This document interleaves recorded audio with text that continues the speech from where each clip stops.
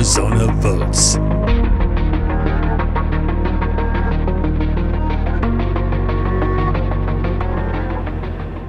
I'm KTAR's Martha Maurer from the KTAR Live Desk, and we are on the home stretch ahead of the midterm elections Tuesday, November 6th. It's election day, and a lot of stuff is happening. A lot of stuff is on your ballot. If you haven't already cast your vote, if you haven't sent in your early ballot, we are now at the point where you can drop it off, either filled out at a polling location on election day, or you can go in person on Tuesday, November 6th and cast your vote. So what is on your ballot? We have a lot of stuff going on, from state races, legislative districts, to congressional races, to the U.S. Senate race, a hotly contested one. There's also a race for governor, superintendent of public instruction. You have attorney general and more. But there are 5 particular ones on your ballot that are a little bit more tricky, but that impacts all of us here in Arizona. These are our propositions. There are 5 props on the ballot this Tuesday. Proposition 125, 126, 127, 305, and 306. So we're going to take a minute to go over each one of them, so you know, if you still haven't made up your mind, if you don't know what proposition is about each one of them, let me give you a little bit of help. Proposition 125. What is it? Well, it is a proposition to amend the Arizona Constitution. It will allow for 2 state pension plans. One of them, the Corrections Officer Retirement Plan, and the second one is the Elected Officials Retirement Plan. It would allow for those 2 to be adopted. So who's for it? Well, the Public Safety Personnel Retirement System. We spoke to a vice chairman of the group that says this is going to help spread out payments long term. Who's against it? Well, we have retired corrections officers who feel that this would essentially take money away from the pockets of retirees. So here's what happens if you vote yes on Proposition 125. You would be authorizing the legislature, the Arizona legislature, to adjust elected officials and correction officers' retirement plans. It would remove a 4% benefit increase, and it would replace it with a maximum of 2% cost of living expense increase, rather. What happens if you vote no on Proposition 125?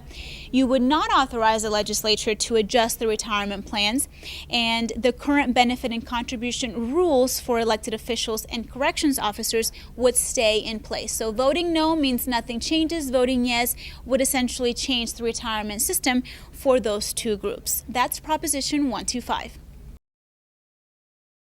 Proposition 126 is essentially a ban on taxes. The ban would include services such as real estate, accounting, healthcare. It would also include things like doctor's visits. So it does affect a lot of us here in Arizona. What this proposition would do is counties and local municipalities, so cities, cannot get around this by imposing their own professional service taxes. So who supports it? We have the group Citizens for Fair Tax Policy, who says that the ban would help decrease the burden on small business owners. This group, Citizens for Fair Tax Policy, is who's sponsoring Proposition 126. Who is against it? Well, we have the Grand Canyon Institute, who is coming out and saying there are already legislative safeguards in place that exist against tax increases. So essentially, this tax ban is not needed. So what happens if you vote yes on Proposition 126? You would support prohibiting the state and local governments from enacting new taxes or increasing taxes on services in Arizona. Again, some of those services include doctor's visit, includes things like real estate and so forth. What happens if you vote no on Proposition 126? Well, essentially nothing, because as the opponents say, there are already some safeguards in place that would prohibit these municipalities from already increasing taxes, for example. So that is Proposition 126, a ban on taxes. Proposition 127, that is the big one. You've probably heard a lot of commercials both on the radio and TV, and even on your social media feeds. You may have gotten text messages and phone calls about it. This is the big one because it's caused a lot of controversy. Proposition 127 would amend the Arizona Constitution that would require utilities to get 50% of their energy from renewable sources by the year of 2030. These are sources like solar, wind, and so forth. it would actually be a big jump from the current renewable energy standard, which requires utilities to get up to 15%, just 15 instead of 50, of the renewable sources of energy from renewable sources by the year 2025. So who supports this? Well, the campaign Yes on 127 says that this would be a great investment in Arizona for renewable energy that in the long run will save customers a lot of money. However, those who are against it say that this is going to cause all of our utility bills to go up, already more than what they say has already happened with companies like APS, and it would mean that we would pay about $1,000 per year more in utility bills.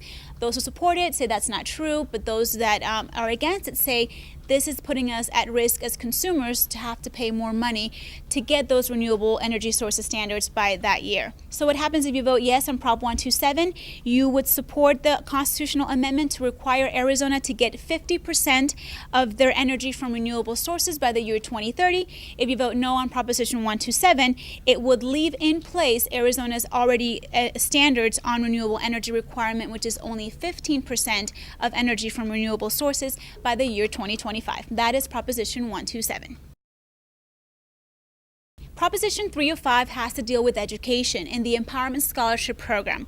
What it is it stems from a law that the governor signed into a bill that the governor signed into law last April in 2017.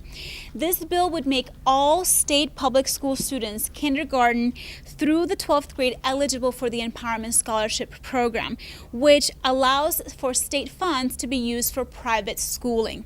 Right now, only public school students with special needs, those who are in foster care, those who are from military families or already have a sibling that is in the Empowerment Scholarship Program system, or that live on Indian reservations, or have a parent who is legally blind or deaf, only those groups of people qualify for this program. So who supports Proposition 305? Well, the Goldwater Institute is one of them, and it's saying that right now our public school systems is not a one-size-fits-all program, and so more kids need to be able to go into the program, even those beyond the ones that qualify right now. I gave you the list of those who can qualify for them.